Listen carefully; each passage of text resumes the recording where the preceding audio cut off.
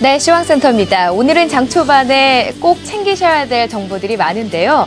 유로존의 제조업 경기 지수가 18개월 만에 확장 국면으로 진입했다는 소식, 여러분 새벽에 체크를 하셨을 겁니다.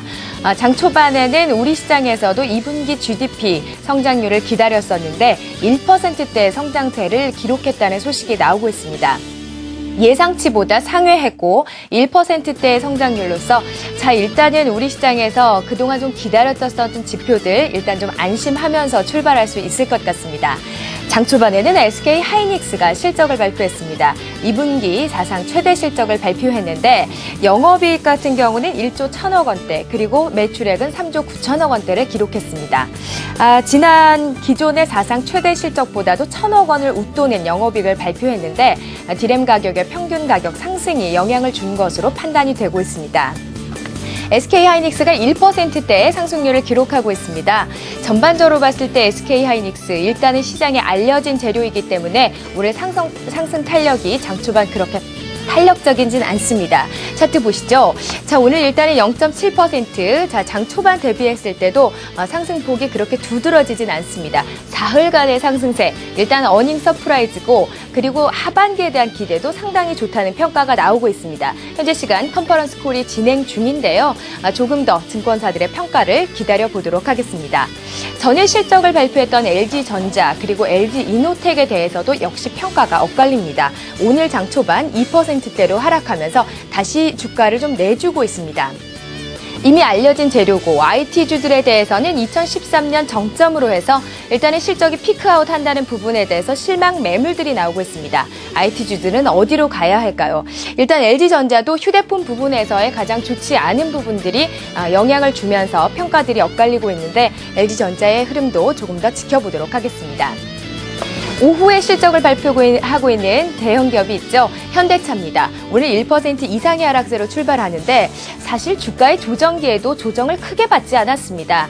현대차 따라서 오늘 기대감보다는 일단 하락 출발하는 움직임이고 22만 원대에서의 흥보가 최근 들어서 이어지고 있습니다. 코스피 시장도 따라서 오늘 별로 좋진 않습니다. 사흘 동안 강세였죠. 0.2%, 3포인트가량, 4포인트가량의 하락세인데요. 1908선에서 거래가 이어지고 있습니다. 1914원에서 일단 올라오면서 전일의 흐름도 상당히 좋았는데 외국인과 기관의 동반 매수가 이어졌습니다. 그렇지만 오늘 장 초반 일단은 기관 쪽에서의 매물이 나오면서 하락 반전하고 있는데요. 지수 흐름에 대해서는 조금 더 지켜보도록 하겠습니다. 좋은 종목들도 있습니다. 경영 정상화에 대한 기대감을 가지고 사흘째 강세를 보이고 있는 종목들이 있는데 STX 계열사들의 움직임이 오늘 장 초반 일단은 좀 탄력적으로 움직임을 보이고 있습니다. 전일의 약세가 이어졌었던 NHN도 오늘 다시 한번 상승하는데 오늘은 외국계 창구를 통한 매수세가 이어집니다. 2.5% 이상의 상승세 28만 3천 원대입니다. 일단 30만 원대에 가면 저항선으로 여겨지는데 주가의 흐름에 대해서도 조금 더 지켜보도록 하죠. 코스닥 시장도 보시겠습니다. 오늘 코스닥 시장은 양 시장에서 양대 메이저의 매도가 특히나 눈에 띕니다. 개인을 제외하고는 소폭의 매도 우위가 이어지면서 시장은 일단은 좀 관망세가 뚜렷한 것으로 보이는데 전일보단 낮습니다. 일단 오늘 1포인트가량 545선에서의 흐름이 꾸준하게 이어지고 있는 상태인데 오늘도 탄력적인 움직임 보일 수 있을지 조금 더 기다려보도록 하죠. 시가총액 상위 종목들 보시겠습니다. 하락 반전했었던 셀트리온이 오늘 다시 한번 상승하고 있고요. 쉬었던 서울반도체도 오늘은 2%대 상승률을 기록하고 있습니다. 포스코 ICT 같은 경우는 전일의 흐름이 좋았는데 추가 상승하고 있고 오늘 시총 상위 종목들의 움직임이 탄력적으로 움직인다고 보시면 되겠습니다. 시황센터였습니다. 네, 이어서 핵심적인 부분에 대한 투자 전략 세워보겠습니다. 오늘 이 시간 역시 동양증권의 서동구 부장과 일부 함께합니다. 안녕하세요. 네, 안녕하세요. 네, SK하이닉스가 사상 최대의 실적을 발표한 것이 눈에 띄는데요. 네. SK하이닉스 하지만 상승 탄력은 앞서 시황센터에서 본 것처럼 크지는 않습니다. 그렇습니다. 이런 가운데 LG전자에 대해서는 또 휴대전화, 스마트폰 이 수익성 악화에 대한 우려로 인해서 목표 주가 하향 조정 리포트가 줄을 잇고 있는 상황이거든요. 물론 두 종목이 성격은 다르지만 IT들 전반적으로 투자 의견을 다시 주신다면 어떻게 해주시겠어요? 이제 가격 메리트는 발생이 되고 있다. 네. 이런 측면에서 본다라면 어제도 사실 강조를 드렸었죠. 업종 내 순환 흐름이라든가 또는 어떤 이익 대비해서 향후의 성장의 논란은 좀 있긴 합니다만은 충분히 저평가 매력이 있는 상태 속에서의 매수 가능한 구간이다라고 다시 한번 강조를 드릴 수가 있습니다. 다만 SK 하이닉스라는 부분 우리가 뭐 다 아는 반도체 관련된 디램 쪽 부분 상반기에 1조 5천억을 투자를 했는데요. 컨퍼런스 콜 등을 통해서 나오는 얘기들을 보면은 하반기에도 추가적인 투자와 관련된 얘기들은 아직 나오지 않고 있는 것 같습니다. 이러한 부분들을 감안한다면은 바로 이러한 부분들이 전체적으로 뭐 코스닥 쪽에 관련 부품 장비 쪽이라든가 이런 쪽에도 좀 수혜가 예상이 돼야 될 텐데 이런 부분은 좀 아쉽게 작용이 될 가능성이 있지 않겠느냐. 이러한 부분들을 여러분들이 염두에 두면서 대응하는 것이 좋지 않겠나 이렇게 말씀을 좀 드리겠고요.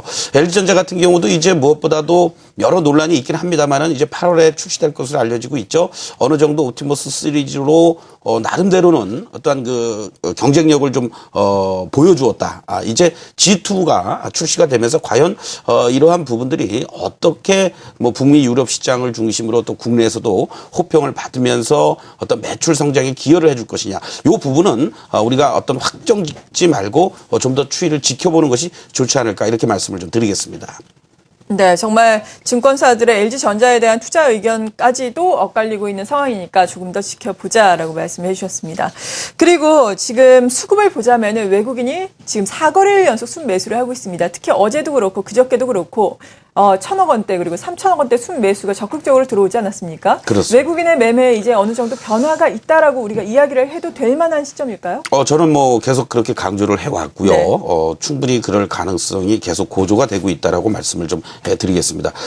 특히 이 5월부터 해서 6월 달 계속 시장이 흔들릴 때 환율의 부분을 우리가 주목하자라고 계속 강조를 드린 바가 있었습니다. 그러면서 하얀커에게도 이런 질문도 했었죠. 최소한도 환율이 어느 정도 돼야만 외국인들이 좀 들어올 수 있습니까? 저한테 이제 그런 질문도 하셨었고요. 네. 1차적으로는 뭐 1,150원대 이상 움직일 때도 최소한 1,130원 초반 내지는 그 이하로 움직여야 됩니다. 이런 말씀을 드린 바가 있었는데 바로 환율의 움직임과 아주 밀접하게 외국인들의 매매가 이루어질 수 있다라는 거. 결국 환율이라는 것은 미 국채 수익률을 비롯해서 달러화와 다 연동이 되는 거겠죠. 그렇기 때문에 우리가 쉽고 간단하게 시그널로서 판단할 수 있는 것은 우리의 원달러 환율이 어떻게 움직여주느냐를 봐야 되는 거고요. 그 과거의 사례를 봐서도 환율의 움직임에 따라서 코스피의 어떤 변동성이 계속해서 역의 관계로서 움직여주고 있다는 겁니다. 그림을 좀 잠깐 보시도록 하겠는데요. 지난 2011년 이후부터 이 파란 선이 환율이 되겠습니다. 그리고 빨간 선이 코스피의 어떠한 표시가 되겠는데요. 철저하게 환율이 급등을 해주는 모습들 속에서는 우리 지수도 아주 급락을 보여주면서 저점을 형성하는 이러한 모습들이죠. 그리고 또 2012년 들어와서도 환율이 다시 또 1180원대까지 갔던 흐름 속에서 주가는 계속해서 또 하락세를 보이는 모습들이었고요. 그리고 오히려 환율이 하향 안정화가 되는 1,050원대까지도 가는 이런 흐름들 속에서 다시 또 지수는 2,000포인트를 회복해주는 이러한 모습들을 보여주고 있다는 겁니다. 가장 최근의 사례를 우리가 다시 한번 보시면은 결국 환율이 순간적으로 또 1,160원까지 갔던 흐름들 속에서 우리 시장이 바로 6월 25일이었었죠. 800포인트도 이탈이 되는 그러한 모습들 이후에 환율이 하향 안정화되는 이러한 그 흐름들이 연출이 돼주니까 결국은 지수도 바로 이렇게 곧바로 1910선대까지 회복해주는 이러한 모습을 보여주고 있다는 겁니다. 결국 앞으로 외국인들의 추가적인 매수세가 강하게 유입이 될 수 있는 여건은 바로 환율의 움직임 속에서 계속해서 안정적인 이러한 1110원대, 1120원 이하 내외에서만 움직여준다면 외국인들의 추가적인 매수세는 계속 유입되고 코스피 쪽을 중심으로 한 어떠한 그 상승의 흐름들, 결국 코스피의 상승의 흐름들이라는 것은 외국인들의 매수세가 유입되고 있는 업종의 대표 우량주들 그리고 시가총액 상위 종목 군단들의 움직임들은 수급적인 측면에서도 우호적인 그런 어떤 환경이 조성이 되고 있다라고 말씀드릴 수 있습니다.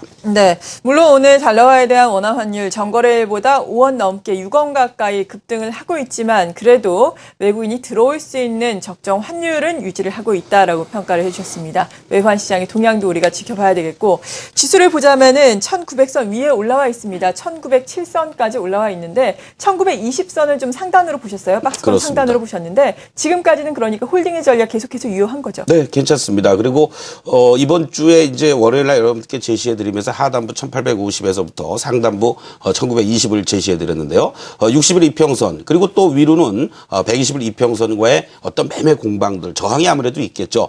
이러한 부분들을 잘 매끄럽게 소화를 해 준다라면은 다음 주에는 이제 상단을 좀 더 제가 여러분들께 좀 높여서 제시해 드릴 수 있는 그런 흐름이 되지 않을까 이렇게 말씀을 드리면서 밀릴 때는 밑에서 매수할 수 있는 여건이 충분히 조성이 되고 있다. 다시 말씀드린다면 이제 위로는 저항대가 놓여져 있는 것이 뭐 기술적으로라든가 또는 뭐 여러 가지 측면에서 우리가 확인할 수가 있습니다만 이제부터는 하단부가 어디에서 자리를 잡아주는 일을 여러분들이 확인해 주시는 게 좋을 것 같습니다. 그래서 단기적으로 대응하시는 분들은 이제 5일선 그리고 또 중심선이 위치해 있는 20일 이평선이 계속해서 우상향되고 지지가 되고 있기 때문에 이 라인들만 훼손되지 않는다면 섣부른 어떤 매도라든가 또는 시장에서의 어떤 그런 그 추가 하락에 대한 우려를 갖기보다는 저점에서 매수하면서 비중을 유지하거나 늘려나가는 이러한 전략이 계속 필요하다. 다시 한번 강조를 드리겠습니다. 네, 그렇다면 지금 물론 투자 성향별로는 다르겠지만 적절한 주식 비중은 어느 정도로 보세요? 지금 현재 시점에서 70% 내외의 주식 비중 충분히 가능한 그런 예. 구간들이다라고 말씀을 좀 드리겠고요. 네. 이제 한 가지 고민되는 것은 여러분들이 계속 이 시간을 통해서 같이 하신 분들은 좋은 수익이 있지 않을까 생각이 듭니다. 정유화학 업종을 중심으로 조선업종 좋은 흐름들이 되고 있는데 이들 쪽을 추격 매수하기보다는 이제부터는 오히려 전기전자 쪽을 저점에서 매수에 들어가는 전략이 유리해 보인다라고 말씀드리겠습니다. 네, 오늘의 핵심 포인트 이렇게 먼저 짚어봤고요. 이슈가 들어오는 대로 다시 한번 알아보겠습니다. 네.